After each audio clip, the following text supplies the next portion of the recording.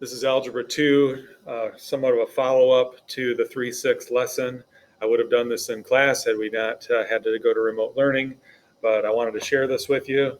If you have other questions on 3-6, I don't know if I'm going to be able to get to them on the half day tomorrow, but I could definitely do it in the afternoon and on the Zoom call. So if you need some questions answered, really they all work exactly the same. There was one exception, and that's number 29, and we're going to do that one right here in the video. But other than that, the work looks exactly the same except for different numbers into the coefficient matrix and the constant matrix.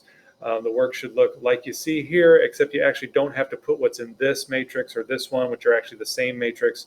That's actually A inverse. So really a better work setup explanation would be what I have here for number 29. I want to talk about both of these problems, and I just wanted to give you a little bit of exposure to what the inverse matrix is, okay?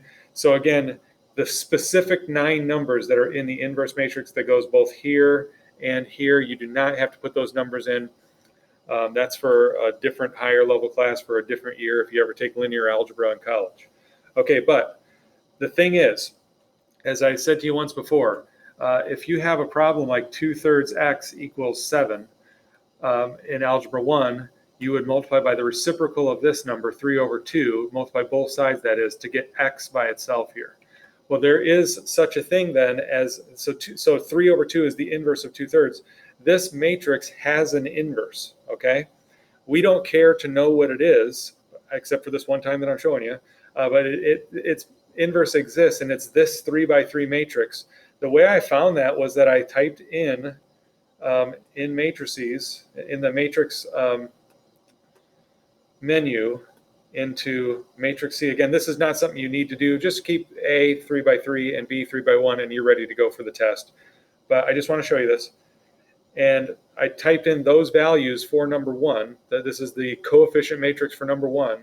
And then if you go to the home screen and you choose C inverse, it will tell you what that matrix is, okay?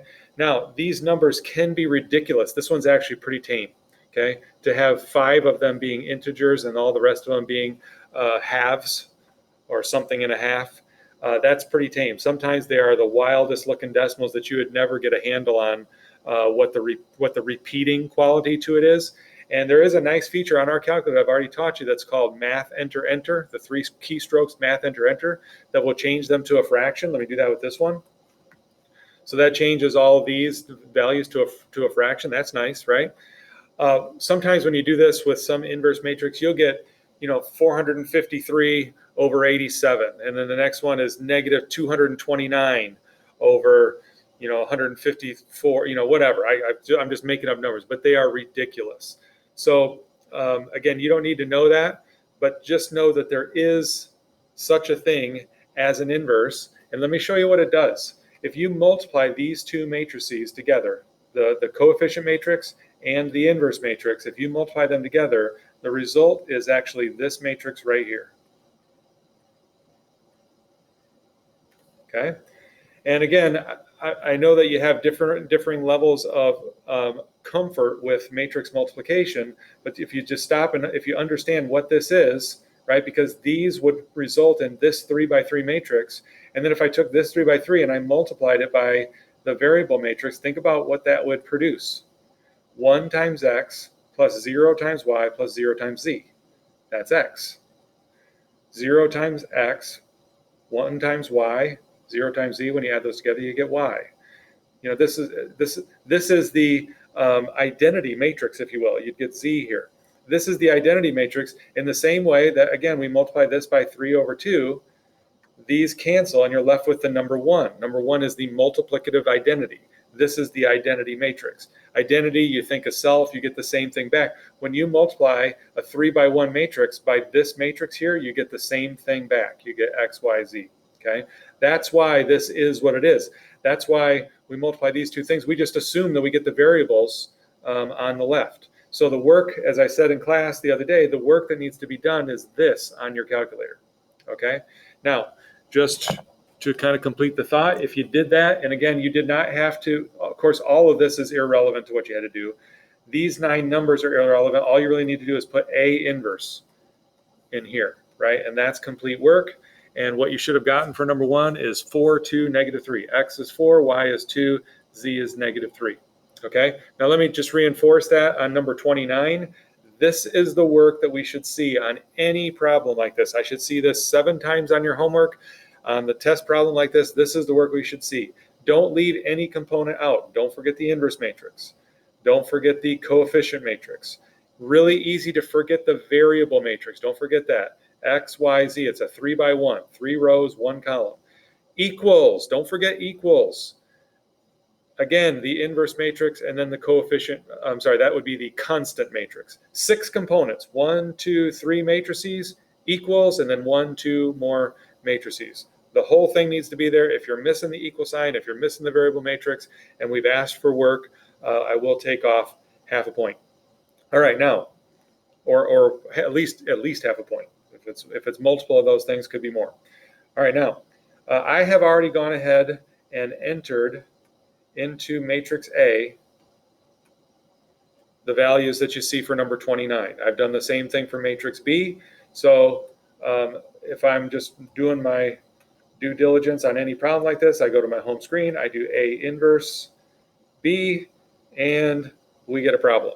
Okay, now this didn't happen on any of the other 6 problems, I don't believe, but you get this singular matrix error.